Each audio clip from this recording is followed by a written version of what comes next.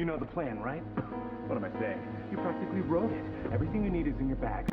Hey everybody, Peeps here. You know what time it is. It's freaking Arthur time. I don't know what it is. You know it's true. Why even deny it? Deny what? That they're better than you. You can't keep up with this algorithm. You can't compete against these other content creators. In fact, they could come up with better ideas than you. Did you even want to do this for a living? I mean, it wasn't what I saw myself doing at first, but that's life, right? Excuses. Nothing more than excuses. You can't possibly have a future in this when hardly anyone watches your videos. I'm trapped. I'm really trapped, guys. Deep down, we all know you'd rather just find a comfy job somewhere and go back home to your video games. Dave, had the thing come up like, oh, there's a subscribe button. Oh, and there's an arrow coming to click it. Oh! You can't deny it, can you? I know what you really want deep down inside, because I am you! Huh. Well, I wasn't really going to deny it. Wait, what? I mean, you're a part of me that affects me deep down inside. Sure, making videos is hard sometimes, and my anxiety gets to me. A lot. But it's still fun to see these videos finish and released to my audience. So you're not going to deny that I'm a part of you? Look, at my age, I have to accept myself for all my ups and downs. The only types that would deny their darkest selves are energetic teenagers and insecure adults to which both never really want to look bad in front of anyone. I've come a long way, but still have far to go. And you're a part of me, no matter how embarrassed I am to admit it.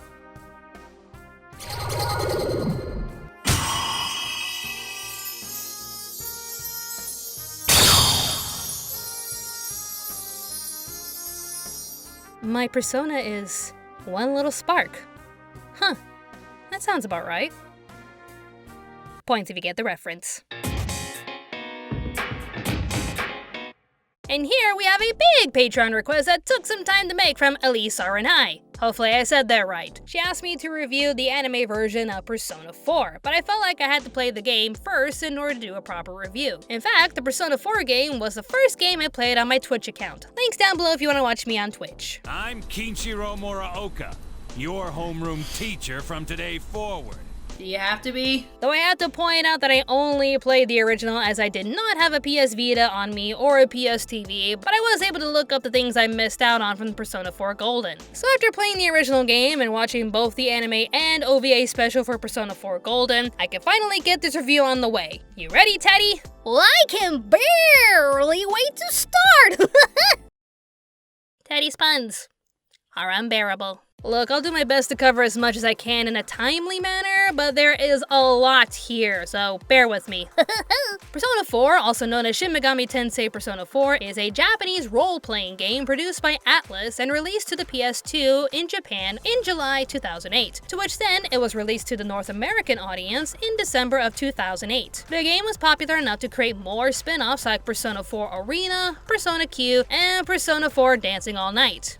Yeah, that was a thing. But it was also re-released to the PS Vita with even more characters and plot material called Persona 4 Golden. As for more media attention, Persona 4 was popular enough to have its own manga series in September 2008 and a light novel series released in June 2012. And of course, a 25-episodic anime was created and released on October 6, 2011, produced by the animation studio AIC Asta, the same studio that brought you Heaven's Lost Pervert, Moe Kendo Club, and Dances with Fairies. The studio created a few more specials that tied in with the original story, but the expansion, Persona 4 Golden, was animated by Studio A1 Pictures, the same studio that brought you Love is Hell, Butler Daddy, and the one Persona anime we don't talk about. The story starts off with our main character, Yu. You play as Yu. I am sure someone's already made this joke already. Yu Narukami transfers to this quiet little mountain town to live with his uncle Ryotaro Dojima and little cousin Nanako, who must be protected at all costs. Throw her in the room of precious anime children you should never ever touch. Don't touch the precious baby. Shortly after moving to Yasa-Inaba, Yu and his new friends are led to a world inside of the TVs inhabited by dark shadows and this strange mascot-looking bear named Teddy. But alongside this discovery, two women who appeared on the Midnight Channel are found found dead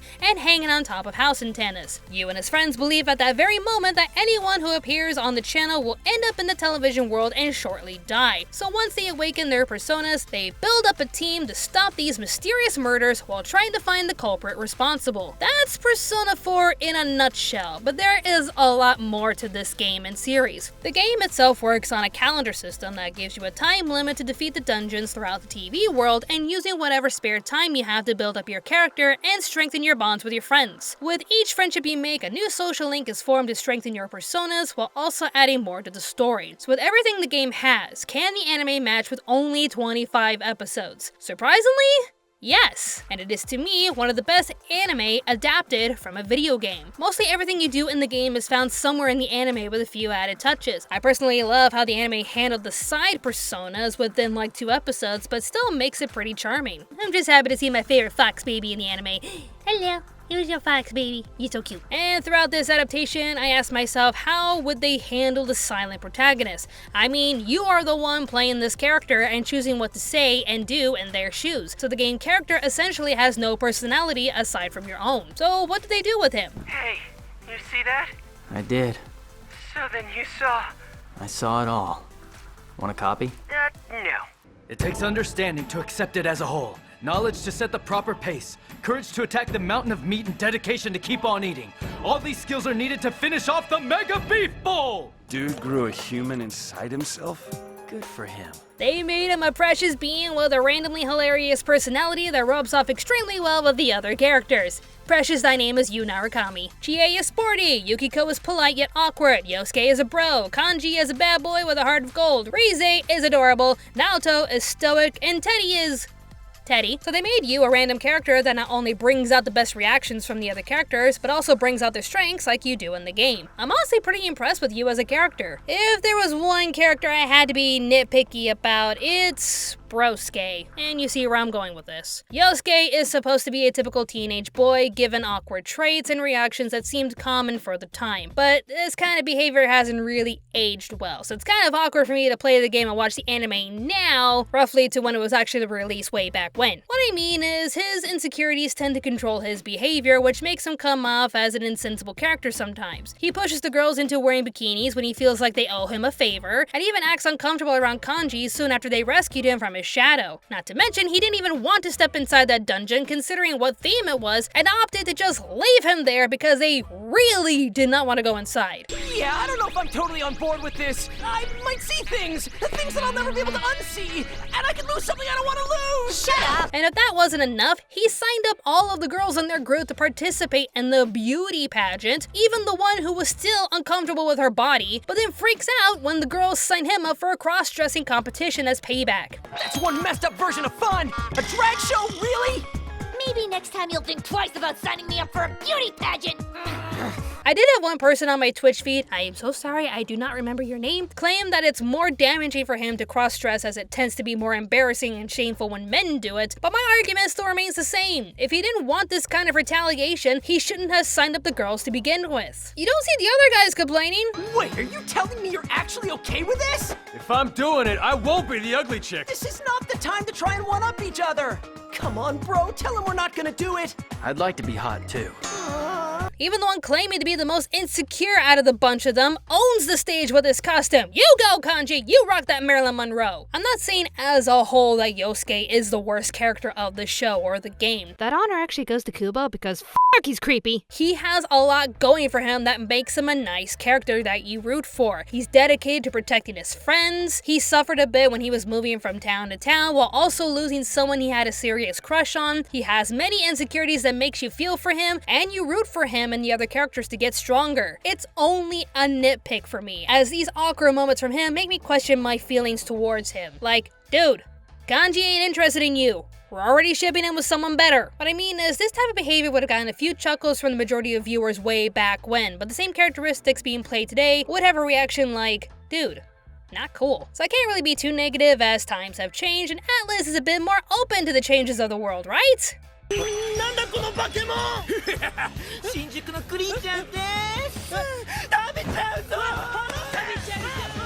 Okay, why did they actually make the scene even more awkward in the anime? Like, it was bad enough in the game, but the anime just has him jumping on a teenage boy. Why is no one helping Ryuji? He needs an adult. Help him! Focus, focus, focus. We're saving that one for later. Now at this point, I'm gonna go over my positive thoughts about the overall story and the ending, so if you don't want spoilers, skip to this time frame right here. The group we watch assembles to obtain a common goal: find the person responsible for throwing innocent people into the TV soon after they appear on the Midnight Channel. The group assumes that the Midnight Channel is a reflection on the murderer's mind, targeting individuals he sees on TV. But they find that that's not the case entirely towards the end of the series. All of the events we see with the Midnight Channel and the dungeons created inside were nothing more than an observational test made by one of the biggest goddesses in the Shin Megami Tensei history, Izanami. She disguises herself as a simple gas station owner to spread word about the Midnight Channel while also unlocking persona abilities to random civilians to watch what happens. The Midnight Channel as a whole is just a reflection of human consciousness. Whatever they desire as a mass majority appears on the television screen. So this whole mindset of the channel being a clue to the murderer's next target was just a fabrication concluded by our heroes and another persona user who used the channel to protect the so-called targets. Basically, this guy right here, Taro Namatame, was the one actually pushing in Yukiko, Kanji, Rize, Naoto, and Nanako, thinking they were the murderer's next target while using the TV to protect them, while never knowing that he was actually putting them in mortal danger. But he thought he was doing good when a police officer convinced him over the phone to take justice into his own hands by protecting the victims from said murderer and putting them into the TV where they were supposedly safe. But wouldn't you know it, the murderer who caused the first 2 deaths was the police officer over the phone and the bumbling idiot no one really suspected, Toru Adachi. To put his motive simply, he worked hard all of his life only to be given a job in a territory he deems as the boonies. He was promised a great life if he worked hard, only to be given a position he thought wasn't good enough for him, and he also hates being single. So when he discovers the Midnight Channel and his new abilities, he wastes no time abusing his power just to amuse himself. A very interesting approach to the story, as it only contributes to the ultimate truth of Persona 4, the truth that ends up being the true end of the game and the anime. Since the Midnight Channel is a reflection on human desires, Izanami wants to end humanity's struggle by placing them into a dreamlike state for the rest of their days. Whatever they desired would be theirs, and they wouldn't have to suffer from their own consequences. While the gang wants to fight against their freedoms being robbed, they honestly understand her intentions. Humans can be very fickle beings, always desiring more than what they have. They can never be satisfied with what's around them, so they try to wish for more, while also denying their darker selves and thinking that they're good people on the outside when deep down they have even more twisted and wicked thoughts. Hence why you see the characters facing up against their darker selves, which ultimately becomes their personas. The more that they deny these dark thoughts, the more the thoughts want to consume them and even end their lives. But the more that they open up their hearts and realize that the dark self is also a part of them, that's when they can accept who they are, and that's when their personas are formed. But even realizing this, the group stands their ground and reminds Izanami of the benefits of freedom. Sure, our lives could be better, but we can always make them better through the friends we make. And that's honestly what Persona 4 boils down to. Sure, you live in a quiet mountain town with barely anything to do compared to city life, and the existence of Junes only indulges in humans desiring the best money can buy, but it's the memories you make with the people you meet that truly make life worthwhile. With the game and with the anime, every moment you experience and every choice you make develops your character for the better and worse. Whether they're good or bad, doesn't matter, as long as you're free to make the choice. Removing that choice removes the essence of humanity and what truly pushes us to exist. I, for one, didn't expect an ending like this, but this is why I appreciate Persona 4. It reminds us all of what it truly means to be human and how our choices define who we are. Yes, we desire more with our lives, but we should be grateful to have such wonderful freedom while creating everlasting memories with the people who make us stronger every day. And to quickly cover Persona 4 Gold in the animation, it's just an OVA covering the parts of the game that were added to the game. So there's not much of a story per se, just a bunch of random scenes showing you what else happened in the game that wasn't in the first game or anime. Purely a product made for the fans who love Persona 4 Golden and just wanted to see Marie animated as well. Well, here she is. Here's Marie, I guess. Still a very choppy OVA, so I'll just be happy with the first series, thank you very much. Overall, I had a blast with Persona 4. The game was fun and interesting to me, and the anime matched everything I loved about the game. It's wholesome, it's intense, and it's thought-provoking. I also squeaked a lot when I kept hearing the video game music playing throughout the anime. Every day's great at your Juness. That jingle will never leave my head. Not to mention I love how they had Igor and Margaret introduce each episode like you're back in the Velvet Room from the game. If I had to choose between the game or the anime, I'd say it would all depend on your time. I want to recommend the game as I love the immersion and how my choices can affect the game, but for those of you who don't have too much time to spare on such a long game, then you should definitely check out the anime. I'd say it captures the essence of Persona 4 impressively well, and is, as I stated before, one of the better video game to anime adaptations. DVDs are pretty rare online, but you can always watch all the episodes using Anime Lab here in Australia. Couldn't really find the series on any legal platforms for the US audience, so do what you gotta do to watch the series, I guess. And to quickly touch on the voice acting, it's pretty good, no real complaints, but I love how Johnny Youngbush had to reprise his roles for both Yu Narukami and Toru Adachi. I mean, Yu didn't really speak in the game besides shouting Persona names and such, so seeing him trying to sound different with both characters is a bit funny to me. If you weren't Dojima's nephew, trust me, you and your friend wouldn't be getting out of here so easily. I'm sorry this happened. They sounded pretty similar, but their performances felt different, so good on you, Johnny. Persona 4 is a one-of-a-kind gem that deserved all of the hype and praise. Not sure about the spin-offs, but we all expect productions nowadays to keep striking while their products are still hot. Regardless, I highly recommend the series for your viewing and playing pleasures. If you're in the mood for an interesting high school murder mystery with unforgettable characters and charm, then you should definitely check out Persona 4. Well, that takes care of that Patreon request. What do we have next? Diamond is unbreakable, and that's apparently the 4th arc in this bizarre adventure. I guess I know what I'm binge watching during self-isolation. Yada yada.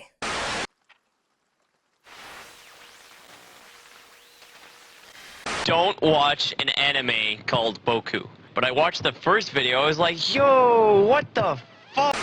See something up there? Well, it can't be my cares because I have 0 of them.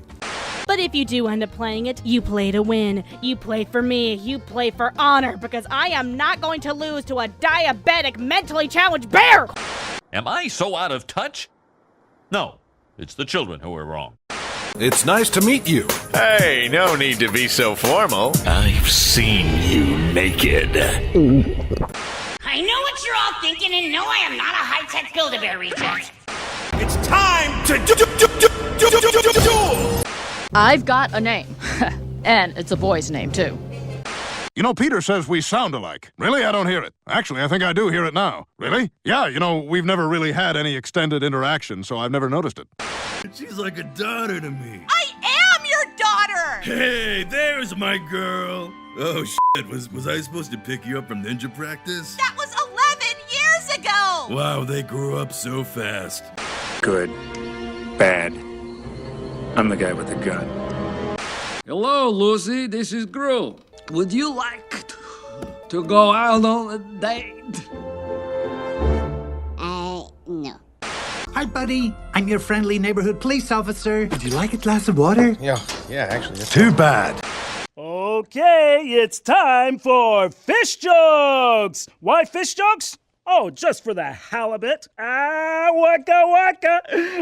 Do you wish to borrow my power? Oh, yes, please. What? You are not worthy. Come on. Roses are red, violets are blue. I know where you live, and I'm watching you. They're here. Who's here? The TV people. I thought I told you and your buddies to stay the hell away from my house. Yeah, you did. And, then this morning I remember something. I'm a bear. And I would have gotten away with it too if it weren't for you role-playing nerds! Run, bitch! Run! Oh, hell yeah! I've got boobs! Either that or I've got incredible pectoral muscles, but I think I got boobs. You know what I like to do to her? Something I call a dirty fuzzy. Let's look at a picture book. The big book of British smiles.